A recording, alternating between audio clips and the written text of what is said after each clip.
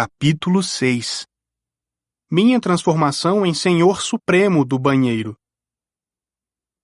Depois que assimilei o fato de meu professor de latim ser um cavalo, fizemos um passeio agradável, embora tivesse tido o cuidado de não andar atrás dele.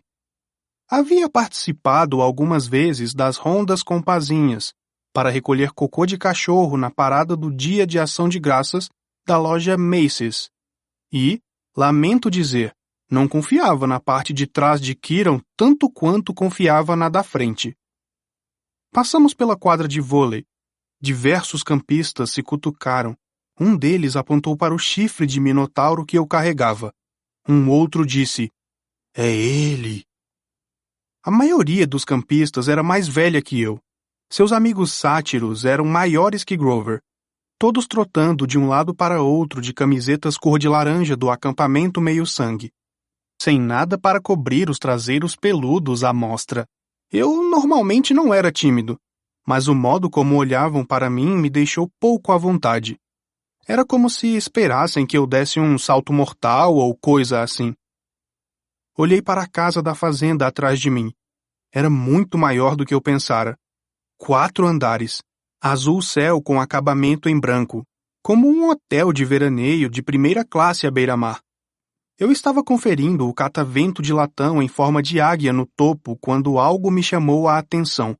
Uma sombra na janela mais alta do sótão. Alguma coisa havia mexido na cortina, só por um segundo, e tive a nítida impressão de que estava sendo observado.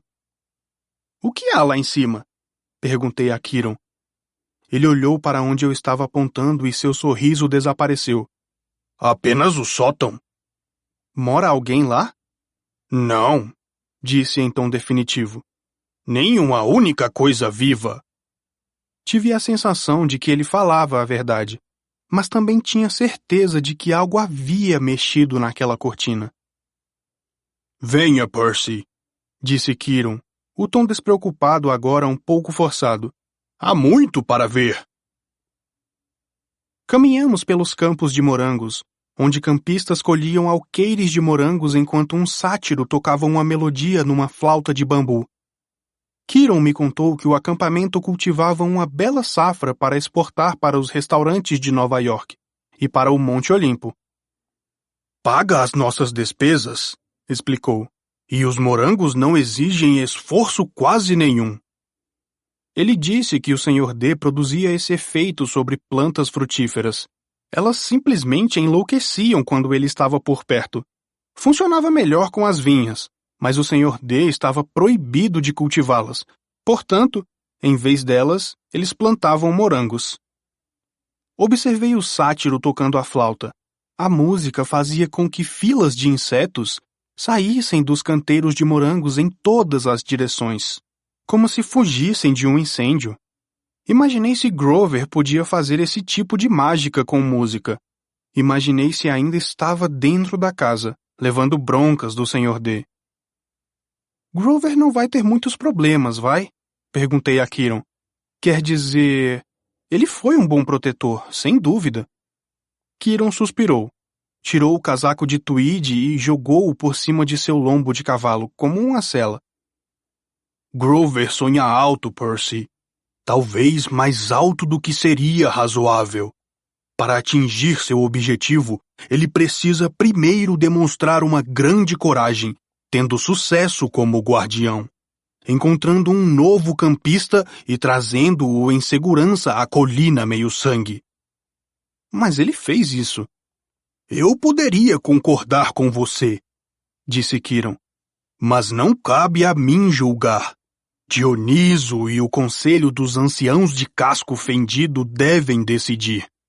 Receio que possam não ver essa missão como um sucesso. Afinal, Grover perdeu você em Nova York. Depois, ao desventurado destino da sua mãe. E o fato de que Grover estava inconsciente quando você o arrastou até os limites da propriedade. O conselho pode questionar se isso demonstra alguma coragem da parte de Grover." Eu quis protestar. Nada do que acontecera havia sido por culpa de Grover. Também me sentia muito culpado. Se não tivesse escapado de Grover na estação de ônibus, ele poderia não ter se envolvido em encrenca. Ele vai ter uma segunda chance, não vai? Kiron retraiu-se. Infelizmente, aquela era a segunda chance de Grover, Percy. Além disso, o conselho não estava muito ansioso em lhe dar outra oportunidade, depois do que aconteceu na primeira vez, 5 anos atrás. O Olimpo sabe. Eu o aconselhei a esperar mais tempo antes de tentar de novo. Ele ainda é muito pequeno para a sua idade. Que idade ele tem? 28. O quê? E ainda está no 7º ano? Os sátiros amadurecem no dobro do tempo dos seres humanos, Percy. Grover teve idade equivalente à de um aluno de escola secundária nos últimos 6 anos. Que coisa horrível. De fato, concordou Kiron. De qualquer modo, Grover está atrasado, mesmo pelos padrões de sátiro, e ainda não avançou muito em magia dos bosques. O pobre estava ansioso por perseguir o seu sonho. Talvez agora encontre alguma outra carreira. Isso não é justo, disse eu. O que aconteceu na primeira vez? Foi mesmo assim tão ruim? Kiron desviou os olhos depressa. Vamos andando? Mas eu ainda não estava pronto para mudar de assunto. Uma coisa me ocorrera quando Kiron falou sobre o destino de minha mãe. Como se estivesse intencionalmente evitando a palavra morte. O princípio de uma ideia, uma pequenina e esperançosa chama, começou a se formar em minha cabeça. Kiron, disse eu, se os deuses, o Olimpo e tudo isso são reais... Sim, criança. Isso significa que o mundo inferior também é real? A expressão de Kiron se fechou. Sim, criança. Ele fez uma pausa como se estivesse escolhendo as palavras cuidadosamente. Há um lugar para onde vão os espíritos após a morte. Mas por ora, até que saibamos mais, eu recomendaria que tirasse isso de sua cabeça. O que quer dizer com até que saibamos mais? Venha, Percy. Vamos ver os bosques. Quando nos aproximamos, me dei conta de como a floresta era enorme. Tomava pelo menos 1/4 do vale, com árvores tão altas e largas que a impressão era de que ninguém entrara lá desde os nativos americanos. Kiron disse, os bosques têm provisões, se você quiser tentar a sorte, mas vá armado. Provisões de quê? Perguntei. Armado com o quê? Você verá. O jogo Capture a Bandeira é na sexta-feira à noite. Você tem a sua própria espada e escudo? Minha própria... Não, disse Kiron. Não creio que tenha. Acho que o tamanho 5 vai servir. Mais tarde vou visitar o arsenal. Quis perguntar que tipo de acampamento de verão tem um arsenal, mas havia muito mais a pensar. Portanto, o passeio continuou. Vimos a linha de tiro com arco e flecha, o lago de canoagem, os estábulos, dos quais Kiron parecia não gostar muito, a linha de lançamento de dardo, o anfiteatro para a cantoria e a arena onde Kiron disse que eles realizavam lutas de espadas e lanças. Lutas de espadas e lanças? Perguntei. Desafios entre chalés e coisas assim, explicou ele. Não são letais, normalmente. Ah, sim, e há também o refeitório. Kiron apontou para um pavilhão ao ar livre emoldurado por colunas gregas brancas, sobre uma colina que dava para o mar. Havia uma dúzia de mesas de piquenique de pedra, sem telhado, sem paredes. O que vocês fazem quando chove? Perguntei. Kiron me olhou como se eu estivesse ficando meio maluco. Ainda assim temos de comer, não temos? Resolvi deixar para lá. Finalmente ele me mostrou os chalés. Havia 12 deles, aninhados no bosque junto ao lago, Estavam dispostos em U, 2 na frente e 5 enfileirados de cada lado, e eram sem dúvida o mais estranho conjunto de construções que já vi. A não ser pelo fato de cada um ter um grande número de latão acima da porta, ímpares do lado esquerdo, pares do direito, eram totalmente diferentes um do outro. O número 9 tinha chaminés, como uma minúscula fábrica. O número 4 tinha tomateiros nas paredes e uma cobertura feita de grama de verdade. O 7 parecia feito de um ouro sólido que reluzia tanto à luz do sol que era quase impossível de se olhar. Todos davam para uma área comum mais ou menos do tamanho de um campo de futebol, pontilhada de estátuas gregas, fontes, canteiros de flores e um par de cestos de basquete, o que era mais a minha praia. No centro do campo havia uma enorme área de pedras com uma fogueira. Muito embora fosse uma tarde quente, o fogo ardia de modo lento. Uma menina com cerca de 9 anos estava cuidando das chamas, cutucando os carvões com uma vara. O par de chalés à cabeceira do campo, números 1 e 2, pareciam mausoléus casadinhos. Grandes caixas de mármore branco com colunas pesadas na frente. O chalé 1 era o maior e mais magnífico dos 12. As portas de bronze polido cintilavam como um holograma, de tal modo que, vistas de ângulos diferentes, raios pareciam atravessá-las. O chalé 2 era de certo modo mais gracioso, com colunas mais finas encimadas com romãs e flores. As paredes eram entalhadas como imagens de pavões. Zeus era? Adivinhei. Correto, disse Quiron. Os chalés parecem vazios. Diversos chalés estão vazios, é verdade. Ninguém jamais fica no 1 ou no 2. Certo. Então cada chalé tinha um deus diferente como mascote. 12 chalés para 12 olimpianos. Mas por que alguns estariam vazios? Parei na frente do primeiro chalé da esquerda, o número 3. Não era alto e imponente como o chalé 1, mas comprido, baixo e sólido. As paredes externas eram de pedras cinzentas rústicas, salpicadas de pedaços de conchas e coral, como se as pedras tivessem sido cortadas diretamente do fundo do oceano. Espiei para dentro da porta aberta e Quiron disse: eu não faria isso. Antes que ele pudesse me puxar de volta, senti o odor salgado do interior, como o vento da praia de Montauk. As paredes internas brilhavam como madrepérola. Havia 6 beliches vazios com lençóis de seda virados para baixo, mas não havia indício de que alguém já tivesse dormido lá. O lugar parecia tão triste e solitário que fiquei contente quando Quiron pôs a mão no meu ombro e disse: Vamos, Percy! A maioria dos outros chalés estava abarrotada de campistas. O número 5 era vermelho vivo, uma pintura muito mal feita, como se a cor tivesse sido jogada a esmo com baldes e mãos. O telhado era forrado de arame farpado. Uma cabeça de javali empalhada estava pendurada acima da porta e seus olhos pareciam me seguir.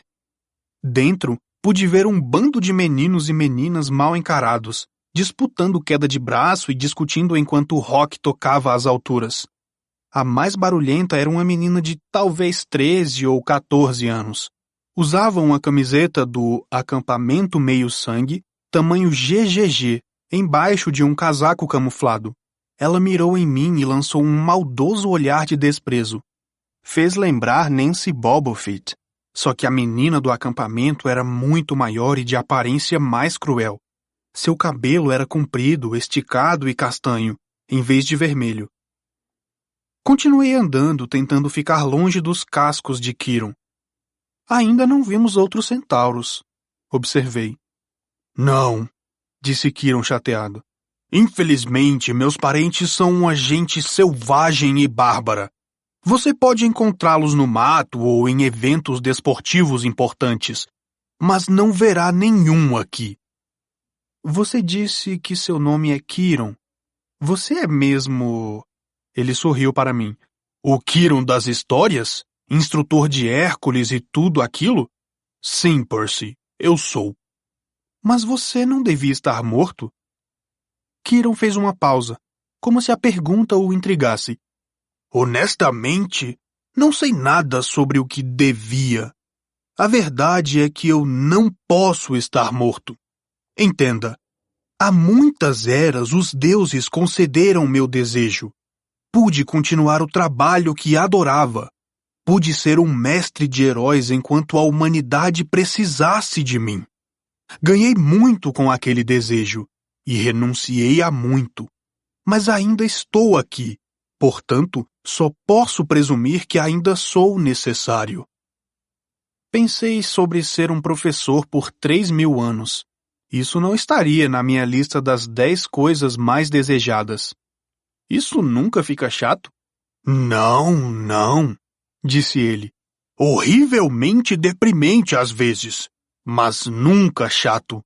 Por que deprimente? Kiron pareceu ficar com alguma deficiência auditiva de novo. Ah, olhe, disse ele. Annabeth está esperando por nós. A menina loira que eu conhecera na casa grande estava lendo um livro na frente do último chalé da esquerda, o número 11. Quando nos aproximamos, ela olhou para mim com um ar crítico, como se ainda estivesse pensando em como eu babava. Tentei ver o que ela estava lendo, mas não consegui distinguir o título. Achei que fosse minha dislexia em ação. Então me dei conta de que o título não era sequer em inglês. As letras pareciam grego para mim. Quer dizer, literalmente grego.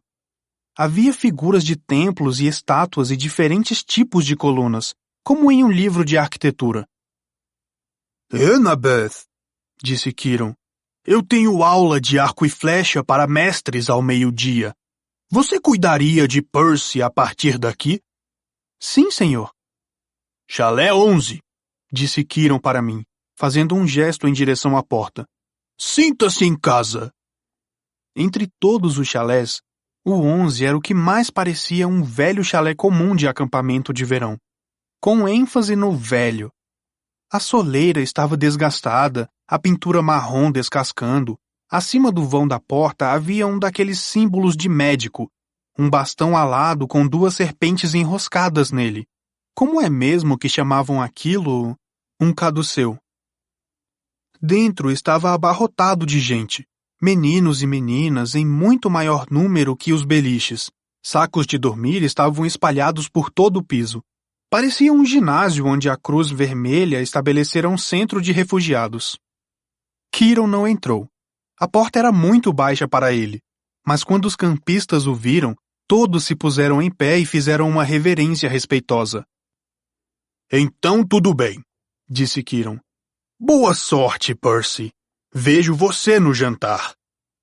Ele partiu a galope rumo à linha de arco e flecha. Fiquei em pé no vão da porta, olhando para a garotada. Não estavam mais se curvando. Olhavam para mim, medindo-me com os olhos. Conheço essa rotina. Havia passado por ela em muitas escolas. Tudo bem? Instigou Annabeth. Vá em frente. Então, naturalmente, tropecei ao passar pela porta e fiz um completo papel de bobo. Houve algumas risadinhas dos campistas, mas nenhum deles disse nada. Annabeth anunciou. Percy Jackson, apresento-lhe o chalé 11. Normal ou indeterminado? Perguntou alguém. Eu não sabia o que dizer, mas Annabeth disse. Indeterminado. Todos gemeram. Um cara que era um pouco mais velho que o restante chegou para a frente. Vamos, vamos, campistas. É para isso que estamos aqui. Bem-vindo, Percy. Você pode ficar com aquele ponto no chão logo ali. O cara tinha cerca de 19 anos e parecia muito legal. Era alto e musculoso, com cabelo com cor de areia aparado e curto, e um sorriso amigável. Usava uma camiseta regata laranja, calças cortadas, sandálias e um colar de couro com 5 contas de argila em cores diferentes. A única coisa perturbadora na sua aparência era uma grossa cicatriz branca que corria desde logo abaixo do olho direito até o queixo, como um antigo corte de faca. Este é Luke, disse Annabeth, e sua voz pareceu mudar um pouco. Dei uma olhada nela e poderia ter jurado que estava ficando vermelha. Ela me viu olhando e sua expressão endureceu de novo. Ele é seu conselheiro, por enquanto. Por enquanto? Perguntei. Você é indeterminado, explicou Luke pacientemente. Eles não sabem em que chalé acomodá-lo. Então você está aqui. O chalé 11 recebe todos os recém-chegados, todos os visitantes. Naturalmente, Hermes, o nosso patrono, é o deus dos viajantes. Olhei para o minúsculo espaço de chão que eles me deram. Eu não tinha nada para pôr ali e marcá-lo como meu. Nenhuma bagagem, nenhuma roupa, nenhum saco de dormir. Apenas o chifre do Minotauro. Pensei em colocá-lo ali, mas então lembrei que Hermes era também o deus dos ladrões. Corri os olhos pelos rostos dos campistas, alguns mal-humorados e desconfiados, outros com um sorriso idiota, alguns me olhando como se esperassem uma oportunidade de limpar os meus bolsos. Quanto tempo vou ficar aqui? Perguntei. Boa pergunta, disse Luke. Até você ser determinado? Quanto tempo isso vai levar? Todos os campistas riram. Venha, disse Annabeth. Vou lhe mostrar o pátio de vôlei. Eu já vi. Venha. Ela agarrou meu pulso e me arrastou para fora. Pude ouvir o pessoal do chalé dando risadas atrás de mim. Quando estávamos a poucos metros de distância, Annabeth disse: Jackson, você precisa fazer melhor do que isso. O quê? Ela revirou os olhos e murmurou baixinho. Não posso acreditar que achei que você fosse o cara. Qual o seu problema? Eu agora estava ficando zangado. Tudo o que sei é que matei um sujeito touro. Não fale assim, disse Annabeth.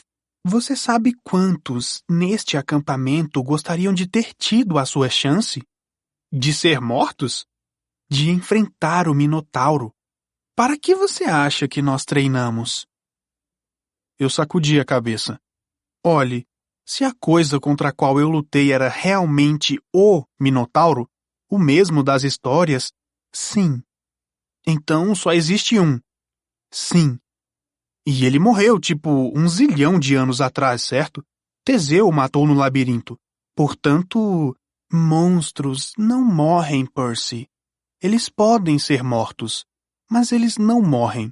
Ah, obrigado. Agora entendi tudo. Eles não têm alma como você e eu. Você pode bani-los por algum tempo. Talvez até por toda uma vida, se tiver sorte. Mas eles são forças primitivas. Quiron os chama de arquétipos.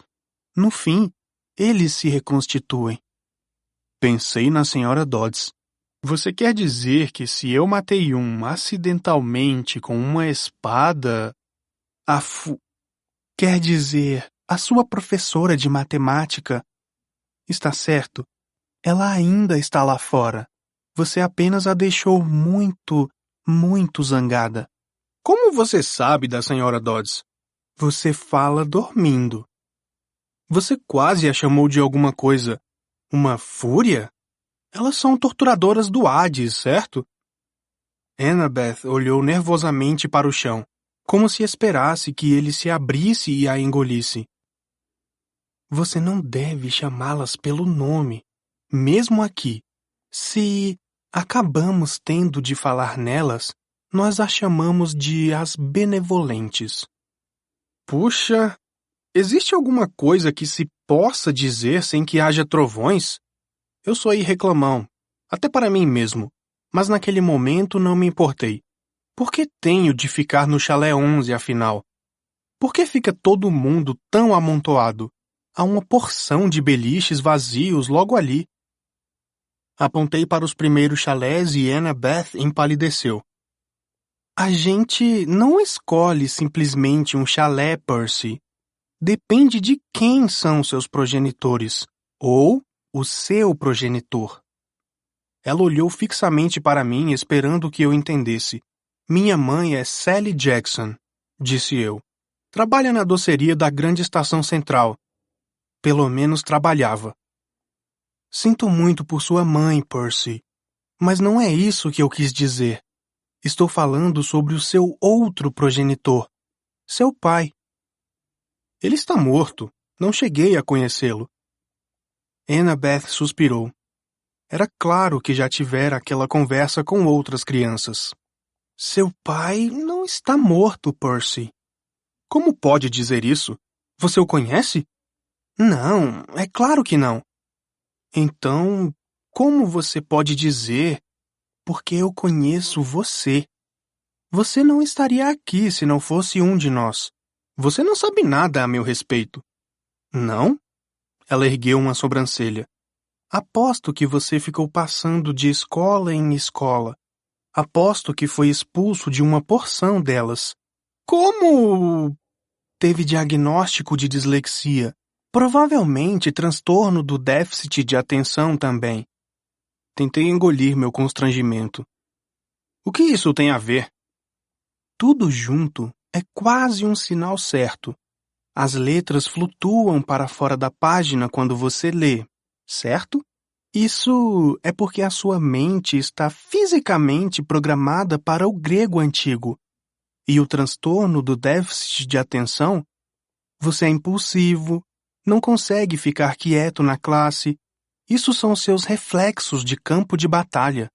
Numa luta real, eles o manterão vivo.